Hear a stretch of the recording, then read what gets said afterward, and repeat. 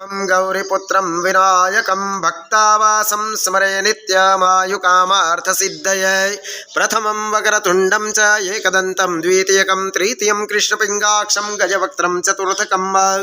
लम्बोदरं पंचमं च षष्ठं विकटमेव च सप्तमं विघ्नराजेन्द्रं धूम्रवर्णं तथाष्टमं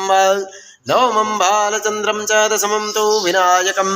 एकादशं गणपतिं द्वादशं तु गजाननं द्वादशैतार्थी लभते विद्यां धनार्थी लभते धनं पुत्रार्थी लभते पुत्रान् मोक्षार्थी लभते गतिं जपेद गणपति स्तोत्रं षड्भिर्मासे फलं लभेत संवत्सरेण सिद्धिं च लभते नात्र संशय श्रव्यो ब्राह्मणेभ्यश्च लिखितवाय समर्पयेत तस्य विद्या भवेत सर्वागणेशस्य प्रसादत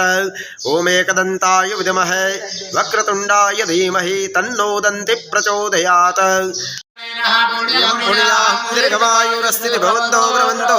अस्तु ते पुण्यं पुण्याहं दीर्घमायु ओम इदं विष्णुविचक्रमे त्रेधानी दधे पदं समूढमस्य पाघो सुरेशवाहा त्रिनिपदा विचक्रमे विष्णुर्गोपादभ्यतो धर्माणि धारयन्